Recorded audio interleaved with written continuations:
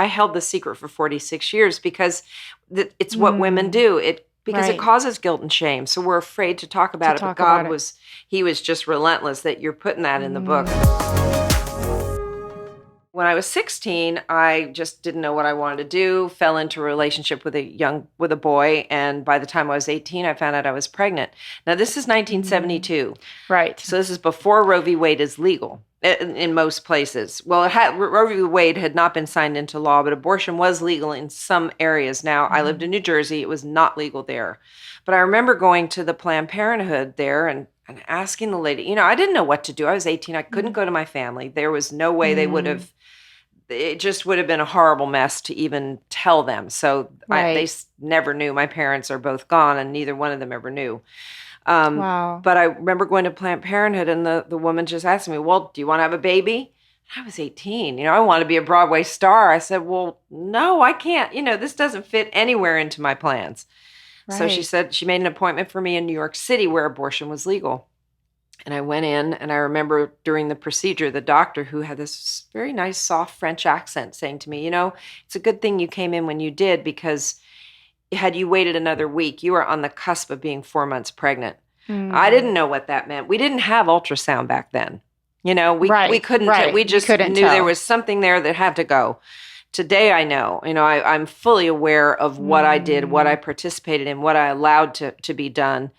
And it horrifies me, but I also know that the Lord forgave me. Yes, His grace. It took me a long time, though, to talk about it. My most recent big God dare was putting it in this book, because I never told my daughter till last year.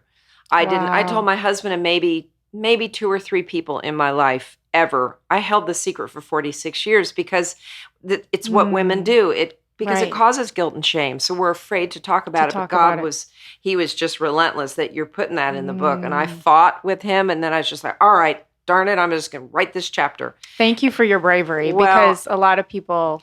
We need to just step out. But the neat thing about it is when you're willing to talk about those things, yes, it releases the guilt and shame. Like, I have no problem talking about it today. 2 years ago, I wouldn't have gone near this subject. But today it's like, of course I'll talk about it, because 1 out of 3 women have had an abortion. When you think about that, how many of us are suffering? How many of us are holding this and not talking about it, or other things in our lives that have happened that were, but when we release it, that guilt and shame goes. And it's just amazing to see that happen. And I think that's probably the one chapter that most people that I've connected with have commented on, because it's affected them, because so many of us have dealt with this, that somebody has to be willing to talk about it and say, look, it's okay. You've asked the Lord to forgive you. You are forgiven. Yes, you don't need to hold on to that. You will see that baby. Yes. I'll see that child. I'll see the one that I lost in miscarriage. And I remember asking the doctor, the fertility doctor, saying, because the one tube was gone, my other fallopian tube was real scarred, and there was no way I could get pregnant. And I asked him, I said, well, would an abortion have caused that? He said, oh, absolutely. That's why you had that problem. So I learned in that moment that, the Bible is true, that we reap what we sow.